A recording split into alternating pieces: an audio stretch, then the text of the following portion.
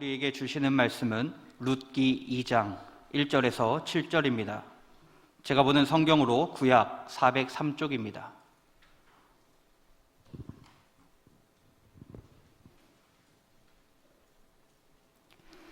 말씀을 봉독할 때에 하나님의 음성을 들으시기 바랍니다. 나오미의 남편 엘리멜렉의 친족으로 유력한 자가 있으니 그의 이름은 보아스더라.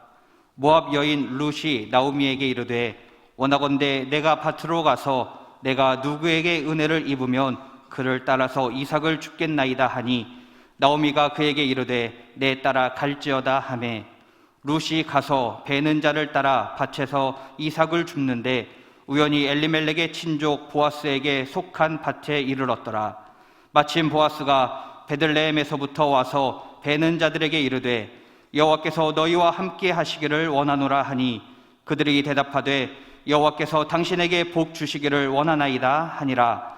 보아스가 베는 자들을 거느린 사원에게 이르되 이는 누구의 소녀냐 하니 베는 자를 거느린 사원이 대답하여 이르되 이는 나오미와 함께 모압 지방에서 돌아온 모압 소녀인데 그의 말이 나로 베는 자를 따라 단 사이에서 이삭을 줍게 하소서 하였고 아침부터 와서 잠시 집에서 쉰 외에 지금까지 계속하는 중이니이다.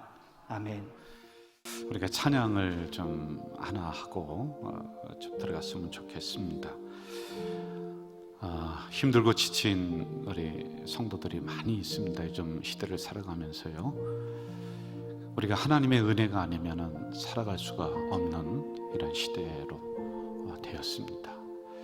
여러분 우리 은혜라고 하는 이 찬양 같이 좀 찬양하고 그리고 말씀으로 들어가도록 하겠습니다. 같이 좀 해주시죠.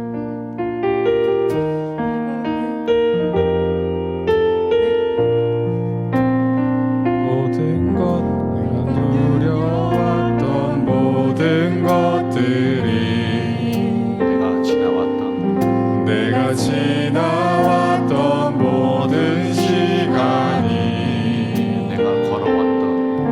내가 걸어왔던 모든 순간이 당연한 것 아니라 은혜였소. 해가 뜨고 저녁에 노을 봄의 꽃향기와 가을의 열매 변하는 계절의 모든 순간이 당연한 것 아니라 은혜였소. 모든 것이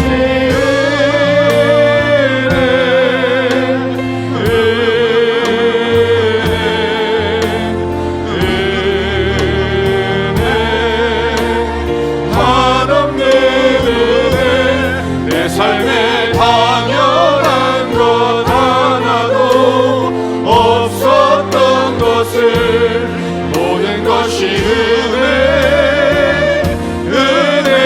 은혜였소. 내가 이 땅에 태어나 사는 것 어린아이 시절과 지금까지 숨을 쉬며 살며 꿈을 꾸는 삶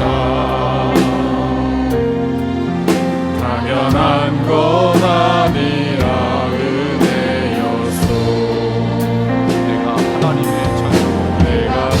하나님의 자녀로 살려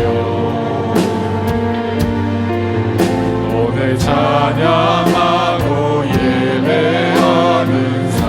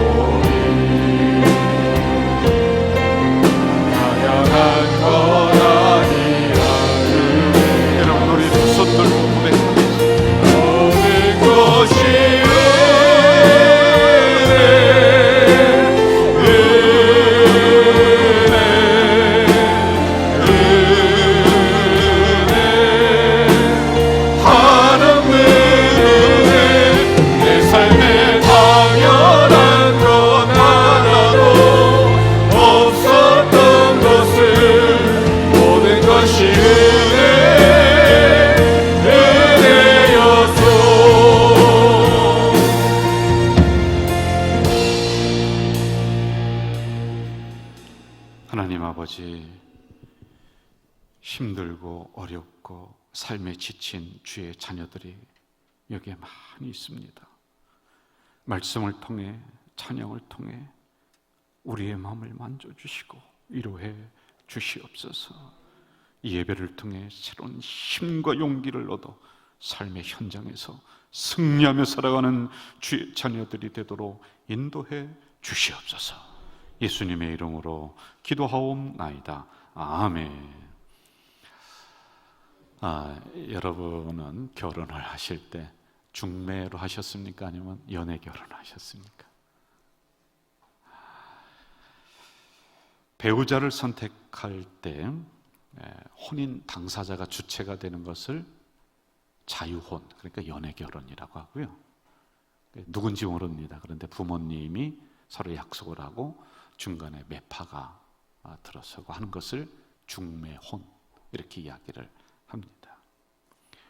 이 과거로 올라갈수록 사실은 연애 결혼은 별로 없고요. 서로 중매를 해서 이렇게 만난 게 대부분이 그렇습니다.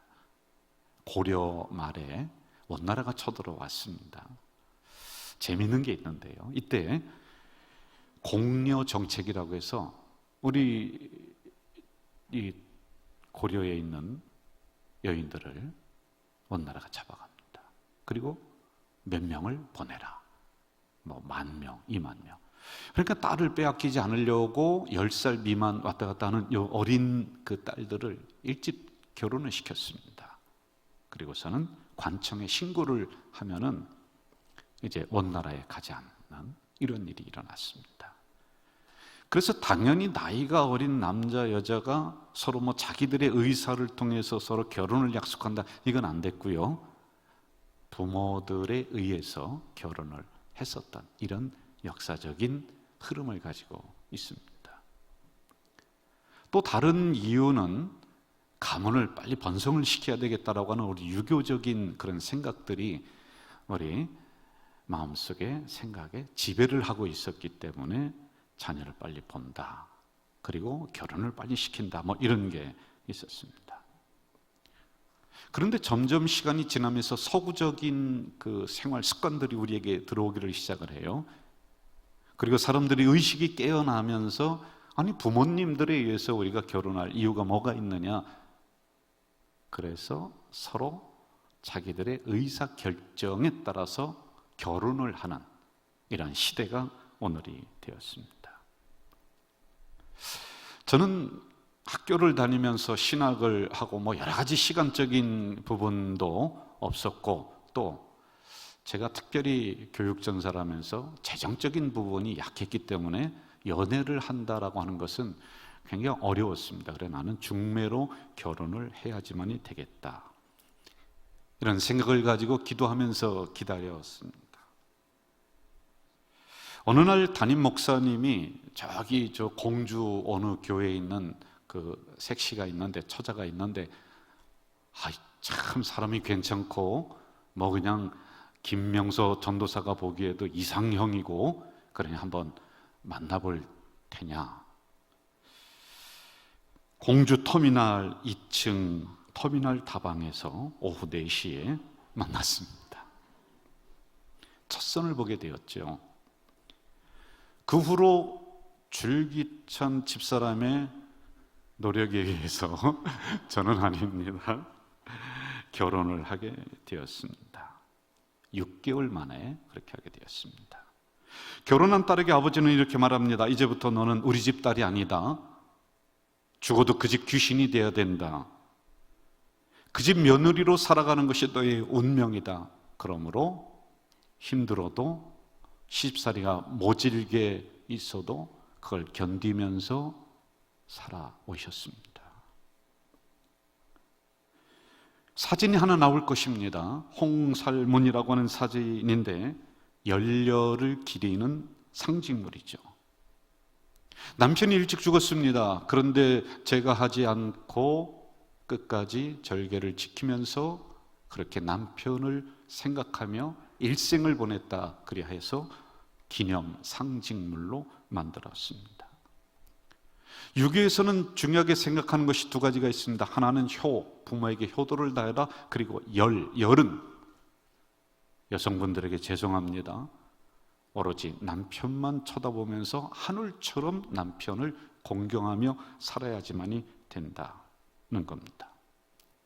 조선시대 때는 아예 법으로 만들어서 여자는 남편이 일찍 죽으면 재혼할 수가 없다. 그래서 평생 동안 상복을 입고 지내야지 됐습니다. 남자는 어떻게 했느냐? 1년이 지나면은 재혼할 수 있도록 좀 불공평했었습니다. 오늘 성경에 나오는 이야기는 이렇게 진행이 됩니다. 어느 남편이 부인과 두 아들을 데리고 흉년이 들었어요. 그 지역에. 그래서 먹고 살기가 너무 어렵습니다. 그러므로 저 모압이라고 하는 이웃 나라에는 먹을 게 좀 있다는 소문을 듣고 그 나라로 이사를 가게 됩니다. 거기서 두 아들을 장가 보냅니다. 며느리를 얻었습니다. 그런데 무슨 일인지 남편이 일찍 죽었습니다. 그리고 두 아들이 죽었습니다. 아마 풍토병 또는 굶어서 생기는 그런 병일 수도 있을 것 같습니다. 여자들 3명이 남았습니다. 며느리 2 그리고 그 시어머니.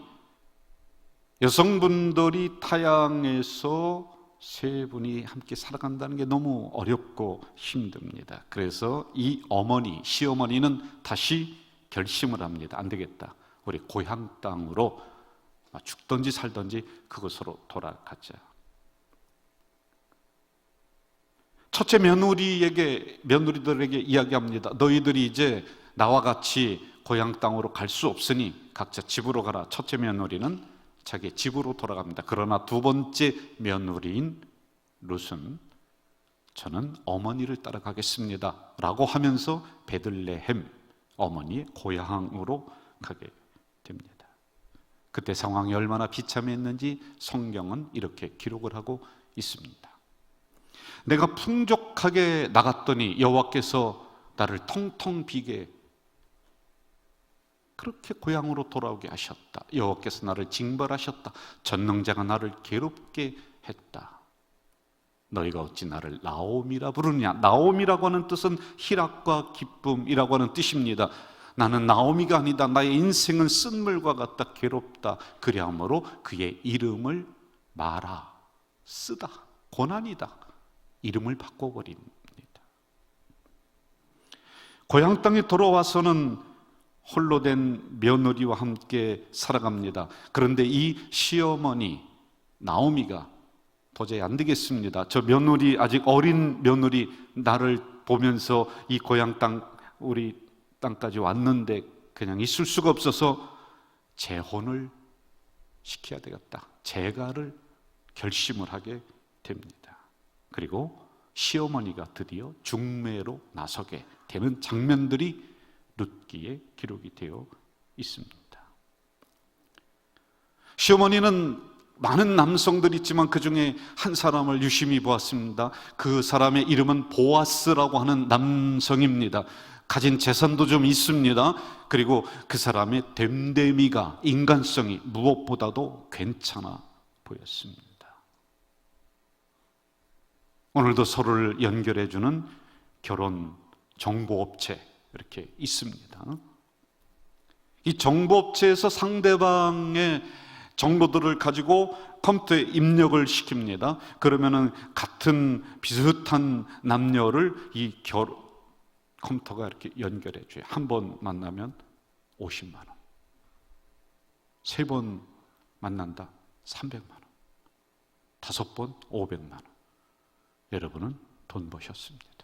그렇게 만난 분들이 아니지 않습니까? 제 정보를 넘겨줬습니다. 키는 173, 학력은 대졸, 그리고 직업은 그때 교육전사, 재산 한 푼도 없었습니다. 장래에 희망성이 좀 있느냐? 별 볼 일 없었습니다. 정보업체에 넘겨줬습니다. 지금 제 아내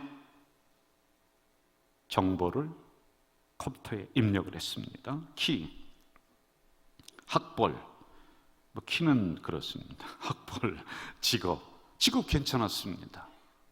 학교 그대로 있었으면은 국립대학교 조교니까 이렇게 차근차근 올라갈 수 있었습니다. 재산 모아놓은 게 좀 있더라고요.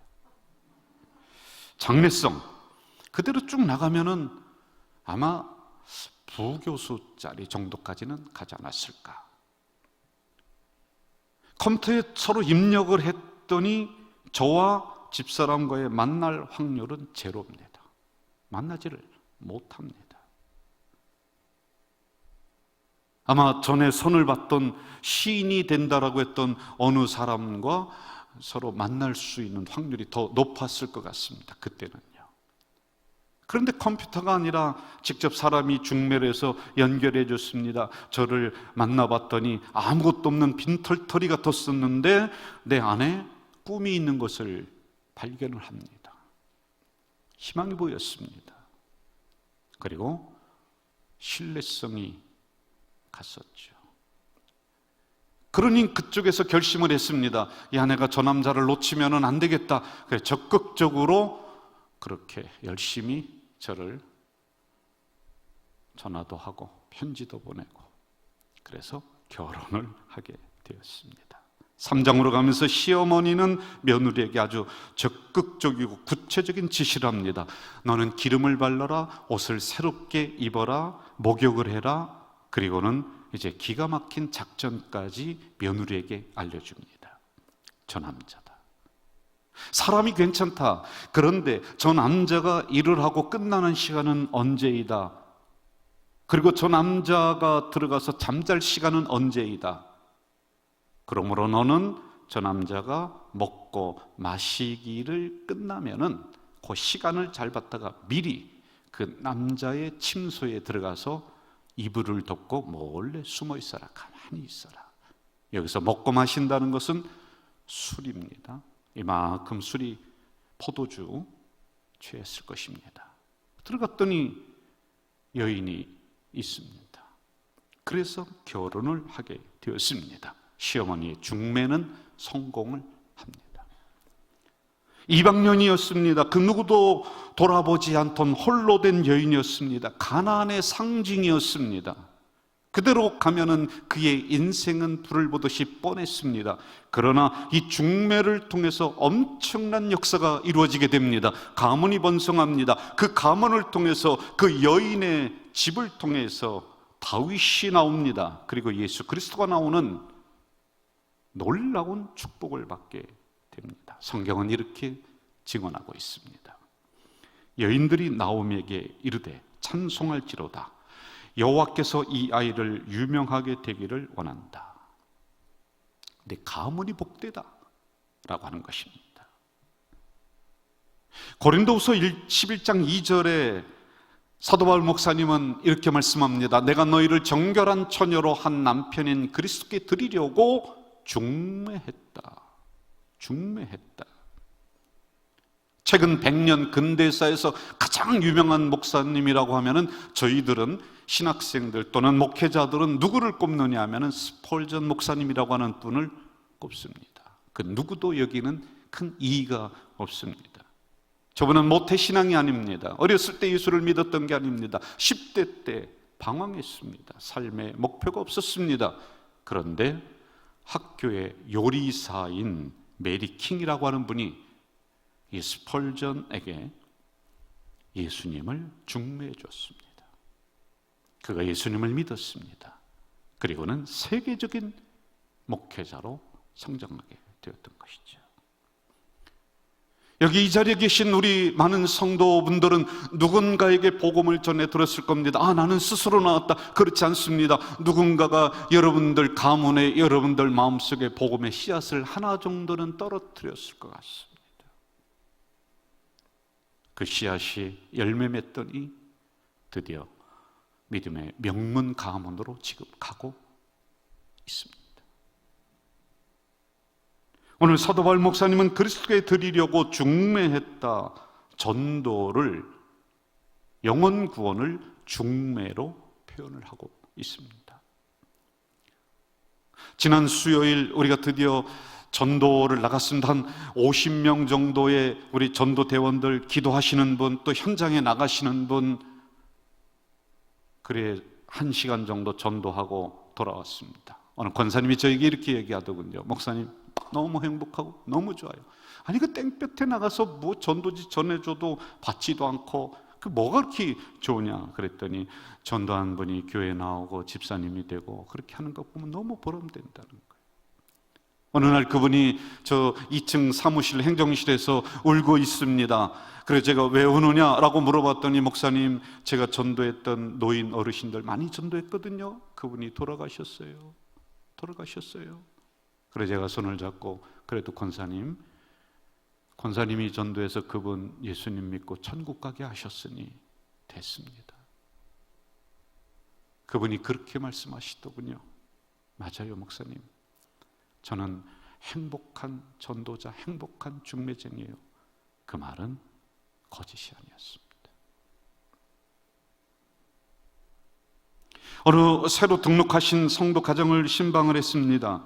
목사로서 가슴에 담아놔야 될 소중한 이야기 한 문장을 제가 듣게 되었습니다. 그분이 이렇게 이야기하더군요. 목사님, 교회는 울면서 들어가서 웃으면서 나오는 곳이 되어야 하지 않겠습니까? 라고 의문문으로 우리 교회 경험하신 분이 아닙니다. 알고 봤더니 옛날 교회에서 많이 서러움 당하고 어려움 당하고 그래서 눈물 흘리며 나오셨던 그런 경험이 있었던 분입니다. 아, 그래. 교회는 울면서 들어갔지만 웃으면서 나와야 되는 그런 교회가 돼야 된다라고 하는 생각에 정말 열정을 다해 우리 모두는 그런 교회로 만들어가고 있습니다. 우리 교회는 참 좋은 교회다. 여러분, 좋고 더 큰 교회들이 얼마나 많이 있습니까? 그러나 교회의 절대성을 가지고 우리 교회만의 색깔, 우리 교회만의 예배, 우리 교회만의 특색을 만들어 가려고. 왜요? 또 다른 누군가에게 교회를 중매해 줬을 때 부끄럽지 않으려고. 전도를 해서 친구를 데려왔습니다. 그런데 교회가 영 엉망입니다. 분쟁하고 싸움이 나고 큰 소리가 납니다. 그랬을 때 여러분 얼마나 부끄럽겠습니까? 그러나 그렇게 하지 않으려고 좋은 교회 만들어서 중매해 줬을 때 떳떳하려고. 2층에 가시면은 50년 동안 우리 교회가 걸어온 역사를 한눈에 볼 수 있는 사진전, 코로나 기간 동안의 영적인 훈련으로 성경을 필사한 것을 전시해 놓고 있습니다. 이번 주가 마지막으로 이제 정리가 될 겁니다. 다 보관을 하고 할 겁니다. 너무 좋았습니다. 그래서 저는 약 20명의 목사님들 오셨어요. 오는 시간도 다르고 날짜도 다르고 한꺼번에 20명이 딱 오면 좋겠는데 다 다릅니다. 거기에 시간에 맞춰서 우리 소개하고 이 안내하는 권사님을 부탁을 드려서 하나하나 다 보면서 그렇게 전시를 하고 시간을 보냈습니다. 방문해 주신 목사님들 방명록에 소감을 하나하나 적었습니다. 제가 3분 것만 소개하겠습니다. 지난 50년간 쌓여온 주님의 은혜가 감동입니다. 목사님과 성도님들의 헌신과 열정에 감동받았습니다. 고영준 목사님. 감동, 감격, 은혜로 하나 된 가자제일교회 50년의 역사를 보면서 하나님의 크신 손길을 만났습니다. 김일숙 목사님. 아름다운 교회, 멋진 목사님, 소중한 성도들 파이팅입니다. 이일환 목사님. 우리는 우리 교회의 사진전 지난 50년의 역사를 보면서 별로 우리는 큰 감동이 없습니다. 왜? 우리 거니까, 우리가 경험했던 거니까. 뭐 그렇습니다. 그러나 오신 분들은 멋지다. 가자제일교회가 50년 동안 그냥 걸어온 것이 아니다. 전시에도 품위가 있다. 스토리가 있다. 정말 멋있는 교회다. 어느 교회에서 목사님이 설교를 하시면서 우리 교회를 예화로 사용을 했답니다. 그걸 들려주더라고요. 친구가 야야 어느 교회 목사님이 가자제일교회 예화로다가 이렇게 얘기하던데 그게 무슨 얘기냐? 그대로 제가 읽어드릴게요. 가좌동에 요즘 보기 드문 교회가 있다. 지역을 섬기는 교회다. 교육을 철저히 하는 교회다. 예배가 살아 꿈틀거리는 교회다. 필리핀에 선교를 하면서 250개가 넘는 그런 우물을 파준 교회다. 사회복지를 기가 막히게 한다. 목사님 설교가 은혜가 된다. 그 교회가 바로 가좌제일교회이다. 2부 때는 아멘이 막 우렁찼는데요. 다시 한번 하겠습니다. 그 교회가 바로 가좌제일교회이다. 아니, 제 얘기가 아니라 그 목사님이 예화로 사용했던 걸 읽어드린 거란 말이에요. 그러면서 그분이 뭐라고 성도들에게 이야기했느냐 하면은 그것도 그대로 읽어드릴게요. 설교를 마무리하면서 이렇게 얘기했대요. 우리도 가좌제일교회를 담자. 여러분, 조금 자부심을 가져도 될 만한 우리 교회입니다. 어디 내놔도 부끄럽지 않은 교회입니다. 또 다른 누군가에게 중매해줘도 전혀 손색이 없는 우리 가좌제일교회인 줄로 믿습니다. 우리 가좌제일교회를 구성전에서 이곳으로 이전하게 하시고 새로운 성전을 주신 이유가 뭐냐? 또 다른 누군가에게 중매하라고, 세상에 자랑하라는 것이 아닙니다. 코로나 기간을 지나면서 우리는 토대를 다시 정비했습니다. 점검했습니다. 기본을 다시 세웠습니다. 그리고 이 기간 동안에 우리가 정말 영적으로 훈련하면서 잘 보내면 하나님이 우리 교회를 부흥하게 해주실 것이라는 그 확신을 가지고 준비했습니다. 지나고 나니까 하나님은 이 주변에 7,000세대가 들어오고 또 건축을 하고 우리 교회에서 1.5km 반경, 엎드리면 코다고 엎드리면 배꼽달 가까운 거리에 있습니다. 여러분, 이 선물은 그냥 주어지지 않습니다. 우리들의 땀과 노력과 기도가 요구됩니다.